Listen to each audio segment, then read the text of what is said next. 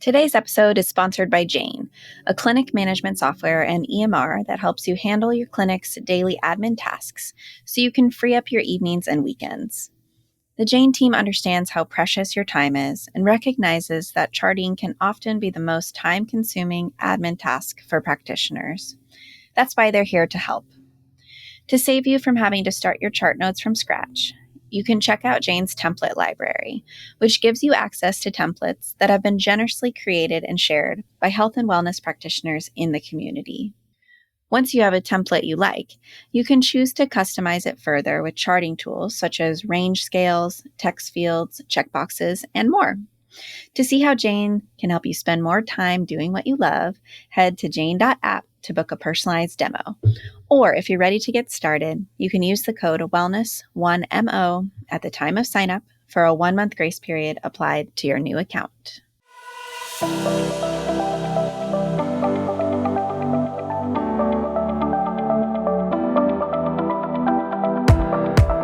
Hi there, and welcome to the Wellness Center Creators Podcast. I'm Kendall Hagenson.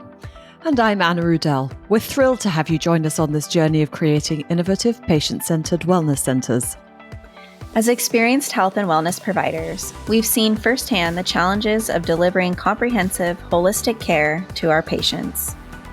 That's why we created this podcast, to share the knowledge, strategies, and insights we've gained from our own experiences and from connecting with experts in the field.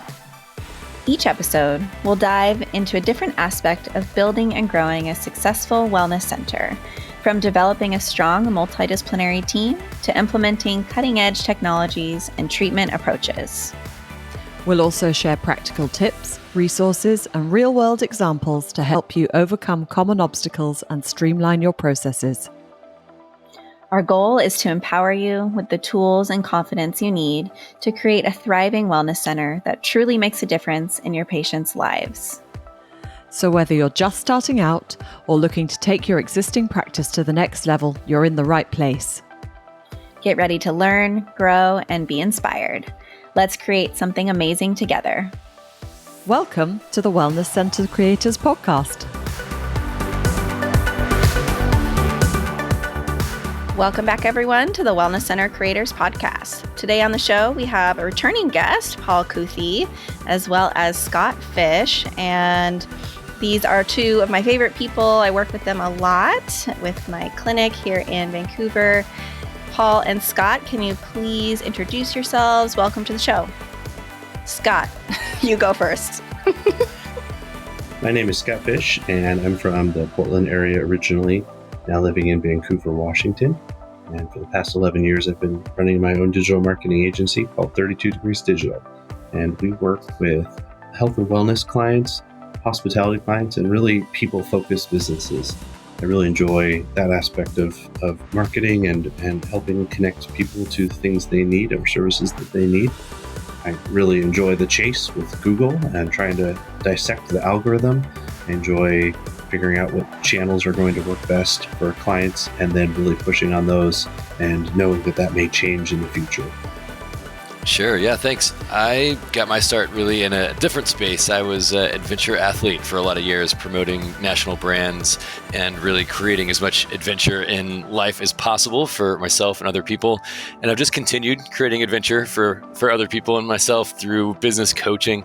I was able to make the leap from adventure sport guide and best-selling author and National Geographic athlete into the space where I get to help people grow and build businesses. And I find that a lot of clients create a business that ends up being a really, really exhausting job. And so my job is to help create the space and the type of business that they can really love and enjoy, and it sets them free. And often what we have to do that is create really good marketing. So met Scott and brought him in to work with several clients now in the health and wellness industry and some others to create the meaningful change in the marketing that the business requires to get that business owner to that space of freedom. I'm so excited to have you both here today, and we're really going to focus on marketing for wellness, health and wellness businesses today, which our audience will appreciate. So, Paul, I'm curious, what challenges you see over and over that are stopping wellness center owners or wellness business owners from executing their marketing. Yeah, well, it's exhausting and full days that really keep us from it. Often it means we have just a narrow amount of time and space to work on the business, and then investing that into the marketing. What do we do? How do we not waste that time? Are our efforts going to the right places? Are we doing the right things? Are we saying the right things? And so what a lot of times stops them is just pure overwhelm. Where to start? What steps do we need to take that are going to be meaningful? And how do we get the most out of this little bit of time we have, this precious time to work on the business, not just in it? Yeah, for sure. Scott, you do a lot of work on our website, present day, and a variety of other things, SEO work for us, Google Ads, all the things. I'm curious, in your opinion, what you feel like most health and wellness businesses are missing specifically on their website. Oftentimes, I see a lot of health and wellness businesses that have started out small, and as they've grown over time, they really kind of turned into something bigger than just one aspect of what the business was. For instance, if you're a massage studio, maybe now you offer acupuncture or you offer different lines of businesses that are more holistic. And when you make that change, you really have to retrain Google about what your website is about. You're no longer just a massage studio in Vancouver. Now you are maybe a spa, a day spa, for instance.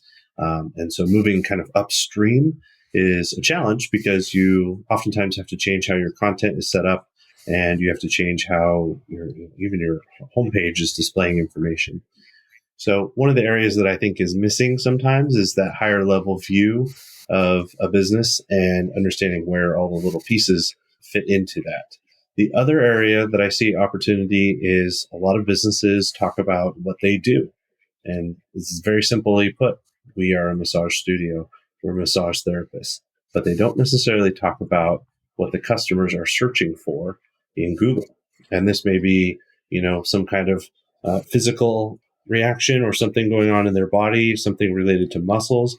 It may be that they're looking for a solution to something that's going on in their life right now, causing more stress. And so the language that we use on our website isn't always how consumers or customers are actually searching. So I would just suggest that you take a step back and you look at what content are we using? How are we using the different language on our site?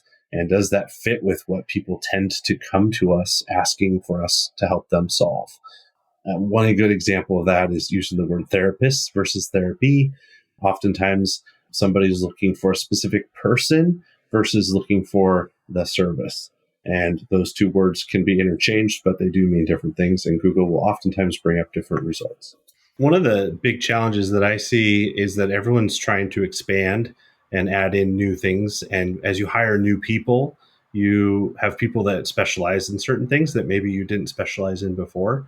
So there's a little bit of how do we keep up with promoting our people and promoting our business as that kind of ebbs and flows with the seasons and the people that you're working with and your existing clientele. And I think that's a big challenge. It's not just updating the website to include content, but it's also making sure that comes out through your social media, including in your emails. Are you running Google Ads, for these new things that people specialize in? Yeah, the consistency is so important across all platforms, right, for any business. But if we look at health and wellness and the potential client who needs to get a massage or needs to come in for counseling, if they see you presenting as one way on Instagram and another way on your website, or you go to your website and then they get to your physical space and it is not in alignment at all with what's on your site. I've always been really passionate about creating a cohesive experience in that way. The other thing I see a lot of health and wellness businesses in particular, and this is something that's so common in the healthcare field, is when they create their website, whether it's one service or a bunch of services, they tend to just, and we were guilty of this in the beginning too, is just talk about how amazing all the providers are, because the providers are amazing. But the clients want to know how we're going to help them. So I'm curious if you could talk about that a little bit. We do see that mistake quite a bit, and it's something that we talk about in the messaging side and the story development side as is just getting the wrong position in the story. And we always talk about how story has these four main characters. There's the lead characters are always hero, victim, villain, or guide. And often businesses in general, but especially the wellness provider businesses or other businesses where your providers really are your business, you're a service-based business, we tend to make the mistake of really showing how amazing all of our providers are and how amazing our business is, but we forget to invite that client, that patient into the story and really make it about them. And also at the same time end up missing the real true sort of purpose or duty of a good guide, and that's to call our hero to action. The other thing I see missing on a lot of websites is we're not using the website to make money. We need to have our website be an active participant in the selling process and really helping convert clients. And a lot of times let's just face it, if you have a website, you're doing better than half the small businesses that literally have zero website, which that's a shocking stat on its own. But if you're going to do a website, if we can create something more than just a digital business card or like a billboard, something that we can interact with, something that moves people along in this relationship. And a lot of times that involves calls to action. So the direct buy now button, if you don't have a scheduling button on the top right of your website that takes you to a booking link or some sort of way to book your time as a practitioner or provider, you're missing a huge amount of opportunity just there.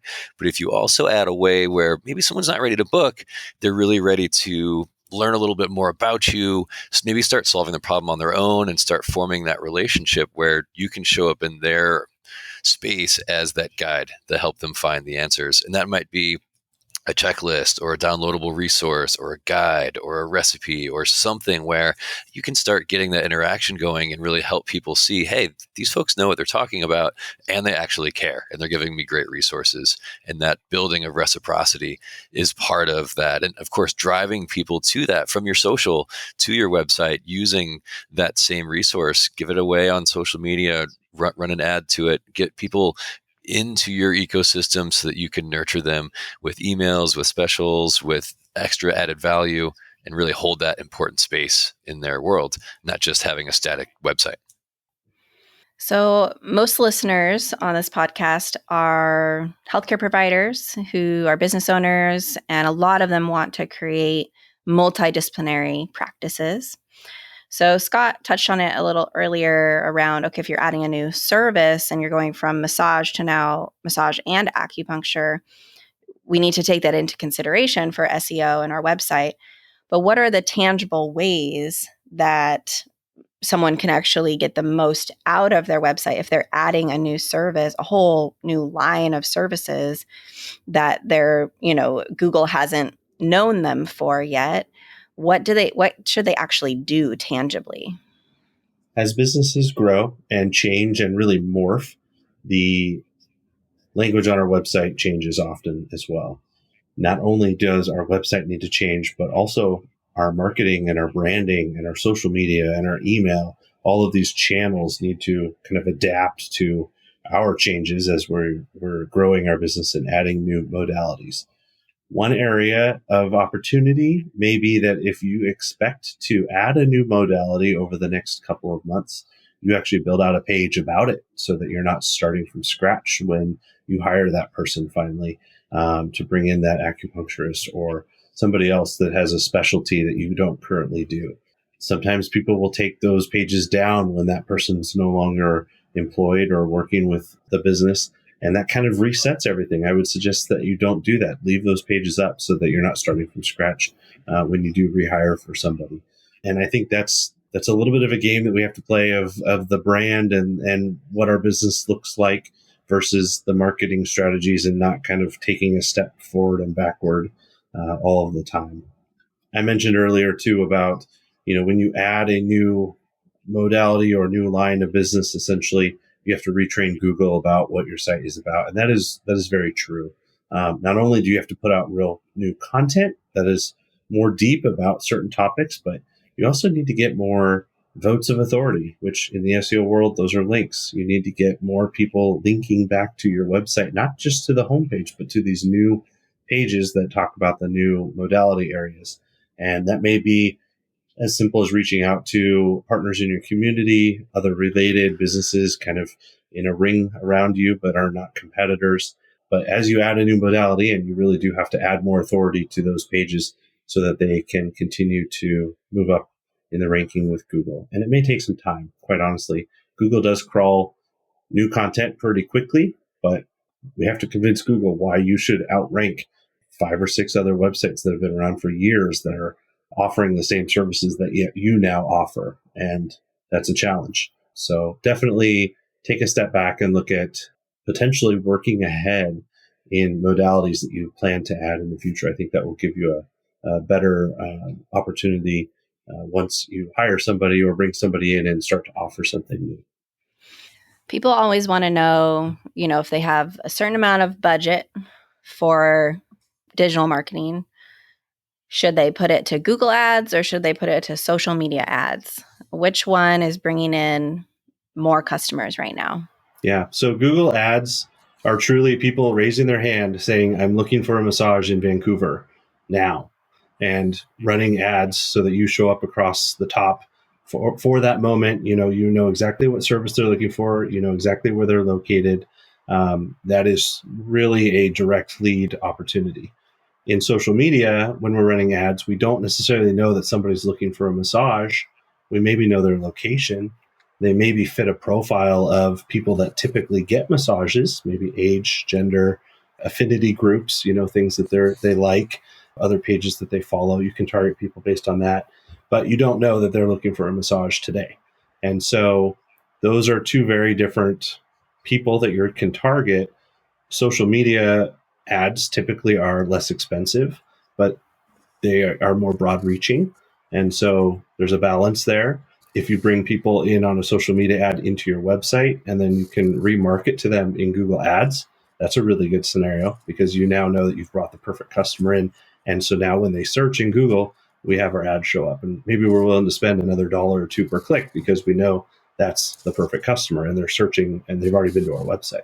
So you can marry the two together. When I start working with new clients, I always, even if you want to do just SEO or just social media, I always recommend doing some Google ads because you have to be there and it's an immediate impact. You can be having your phone call, today for people that want to book. This is something that a lot of healthcare providers don't think to do Google ads, especially right away, especially insurance-based practices. And as a clinic, we never did them or had to do them necessarily. I didn't feel that we had to do them in the early years. But part of the issue was we never found the right person to run our Google ads until we found Scott. And so I'll just put in and say there are a lot of people out there saying they can do SEO. And so I'm curious your thoughts on how to vet someone to do your marketing, do your website, do your SEO. And I could put in my 2 cents as well. We've been burned multiple times over the years. But when you and I think people can relate to that. But what I've learned most recently is that if you have someone who knows what they're doing with Google Ads and can actually stay up with all the changing trends of it, because there's a lot, it changes all the time, then it can be really impactful and effective. And it would have helped us a lot in the early years if we would have had this flow that we have now. I remember it took a little convincing.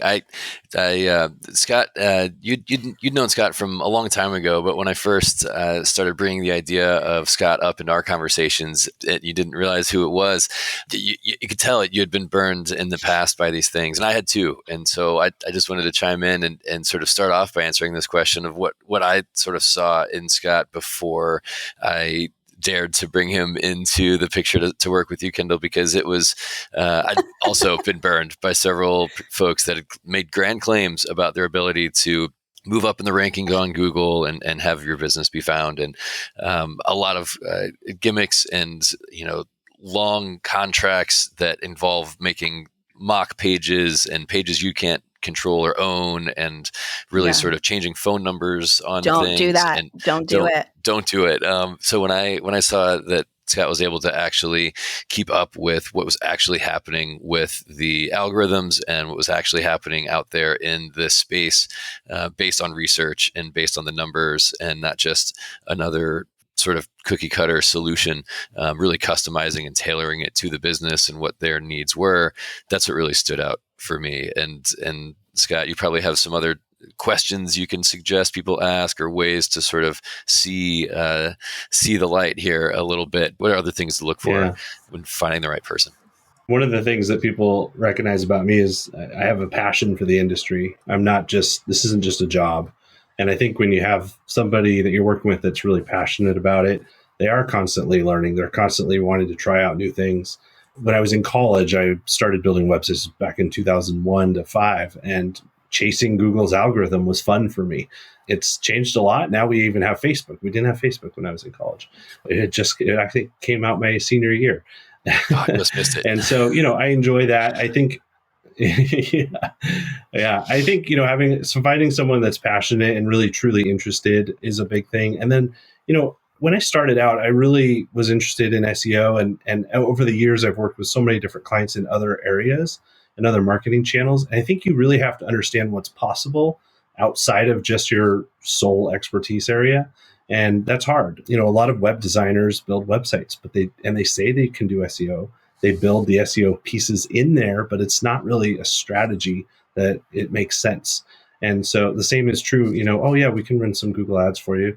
But unless you're staying on top of it and doing A/B testing and really looking at your conversion metrics, you're just kind of setting it and forgetting it. And so I think you need to work with somebody that really has a good understanding of all the things that are out there. And I tell people I work with all the time, I don't care what marketing channel we go after. Let's find the one that works. Let's go all in on it and know that it may change in 6 months and be ready for that. And, we've had that. Kendall, you and I have been keeping an eye on our cost per acquisition of new clients coming in through Google Ads. When we started out, it was a lot. When we had to really make some adjustments, and we basically cut it down to about 20% cost of what it started out as. And that was just bringing in some expertise in the industry, trying out new things. Your market's different than somebody else, in Arizona or San Francisco. So you've got to work with somebody who understands the different market forces too that you're in, and how that affects your cost per acquisition. So what would you both say is, like, how do people start? Our listeners, they want to know what's the first thing they should do if they're sitting here going, I really need to bring in more clients yesterday. And where should I spend my energy? Yeah, it's so important to get these things right. Like I said, when you have limited time and limited budget, you can't really afford to get it wrong. And so the first place to look for is to really dial in on who it is you're trying to get into your chair or into your business. Who do you really love to work with? Who responds well to you? It's worth doing some of that work in the beginning to figure out who's the hero of your story, who's your hero client, who's that one that you would love to replicate and have hundreds more of those same types of people in, because everything you're going to do from there is going to be run through that filter. Whether you're trying to figure out who to target with the right ad, or who to target with the right social media post, or what language to even put into a piece of marketing collateral, it really starts from that core character in the story and making sure that you have a deep understanding of who they are, where they're hanging out, what it is that they like to do, what else they're spending money on, what else are you competing with that might not even be something you would even consider in your industry, right? So like, instead of a massage or acupuncture, what else are people doing out there? Are they going to a stretch lab place? Are they just taking ibuprofen and heading to the pub and toughing it out? Where else can you find these folks where they might be just a little bit outside of where you're currently being seen and visible, but because you understand them and you've narrowed in enough, you know exactly where to find them and what to say from there. So what you're saying is that everyone should start at the pub. Yes, you should start at the pub and talk to people to about find their new client. what their problems are. It really is the problem that you want to solve for whom. So if you can maybe even look at maybe you only have had 10 clients in your business and you're just starting off, maybe look at who are your favorite 3 or 4 clients of those 10 and what is common about each of them. What problem did they show up with? What did they say the results were in their world? What were the things that really kept them from coming to you to begin with? And that might even be just calling them up and asking them. It might be creating a simple survey and sending it to them. It might be next time they're in, just asking them a couple of casual questions, but really finding out of those folks, who do you really love working with and what is common amongst those people? What's common amongst the problem and sort of the reasons they came in. That would be a really practical, great place to start. It might just be a spreadsheet. Client names on the left, a few columns of what problem did they come with, what results were they able to get, what did you provide, and start from there. Scott, you probably have some good ideas too of a practical sort of first step as well. Yeah, I mean, you bring up something that I do actually in my own business every year. Is I take a step back and I look at all the people I worked with in the last year, and I look at the revenue generated. I look at the ease of relationship, with them, right, as a marketing partner, and I look at what did we do for them that was really good, that made a big impact. Maybe it was fairly easy for me to do, right, but I'm making a big impact for somebody. They value it, right. And you can do that for any business and decide, I want to work with more of these people. And so I think taking stock of just who have you worked with or who do you like to work with? What kind of people do you get along well with? And start then marketing towards that group because you know that they're going to have a higher retention rate. And of course, it's easier to retain customers and less costly than going out and finding new ones. And I think that's a really easy thing for people to do. Even if you're starting out new, just think about what kind of people do you want to surround yourself with and who do you get along with well. Another point that you talked about too was these other places that people are going to solve problems that you solve. Oftentimes we think we've exhausted the market, like we're doing as much as we can, but we really haven't. There's a lot of other places that people are going. I look at it online as not your direct competitors, but it's your search landscape competitors. What are the other websites that people are looking at as a solution for the content that we're putting out? And it could be WebMD, it could be something like Wikipedia, it could be a Yelp page listing, right? Those are all competitors, even though they're not direct competitors. So, to me, that's an area for you to look at in terms of expanding. Where else can you go, and what other content can you add, for that? It can be counterintuitive and maybe even a little scary to narrow in or to look at who you really want to work with. Because when you're in that space, you're like, anybody, please, like anybody with a pulse, please come and I can try to help them. But it's so much harder to reach those folks. It's so much harder to get there without first taking that time to narrow in on who it is. So take a little bit of space, take that hour, like Scott was saying, and analyze who it is you've been helping and what you've been able to do for them and what's been really working for you, and narrow in and replicate that. Paul and Scott, this has been so helpful, I'm sure, for our audience today. And we could talk about marketing all day. It's so important. And the two of you are the real deal. I'm so glad to work with you in our own business. And you have an awesome webinar coming up, as well as a group opportunity. We do. The webinar coming up is going to be July 17th. We're going to be walking folks through the 4 steps every really marketer, but every wellness center creator needs in order to grow their business online. And we're going to break it down as simple and plain as possible into those 4 pieces and really walk you step by step through that on the 17th for free. And we'll show you exactly how to go about doing this. And from there, there's going to be an opportunity for you to take that information and run with it. Or if we need some more support and some more ideas or a deeper dive, we also have a story cohort coming up launching on August 1st. And it sounds like we're going to do 1 scholarship spot for someone from the Wellness Center Creators community for that story cohort. So if you're interested in joining for that group experience, you'll want to hop on to that free webinar to have that opportunity. Is that correct? That's right. Yeah, if you jump on to the webinar and check it out, we're going to be doing a deep dive on each of those 4 elements throughout the story cohort over 4 months, where we actually give you one-on-one time, group time, all the resources and everything you need to be able to execute one step at a time, simply and easily into those little spaces we have to work on the business, and with the accountability and support of the group and both Scott and myself there right along with you.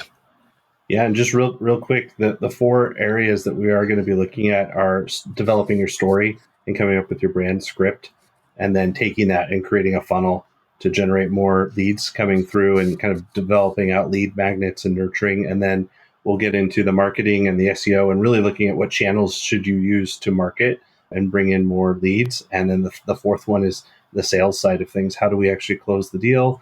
How do we train our staff even a little bit to be better at looking further down the road beyond their first appointment and really get a good customer in that's going to be a long-term customer. So Paul and I both bring marketing and sales and branding and, all of that experience. And so our sales cohort, our story cohort is really a way to bring all that together into a nice 4-month program where we get, really one-on-one with you. There's a group setting. There's also some one-on-one opportunities. And we just love doing this. And we think it's really helpful for people in the wellness side of things to take a step back and really work on their marketing in this framework. Sounds like truly an amazing resource. And if our listeners want to hop onto that free webinar or get connected for the story cohort, how can they do that? The best way to join us is to go to storycohort.com, and you will see that there's a link to sign up for the next 30-minute kind of free session. And then you can also look a little bit more at the agenda for the full cohort once you get there. Awesome. We will have everything in the show notes as well. Scott, Paul, thank you so much for being here. Thanks for having us. Thank you.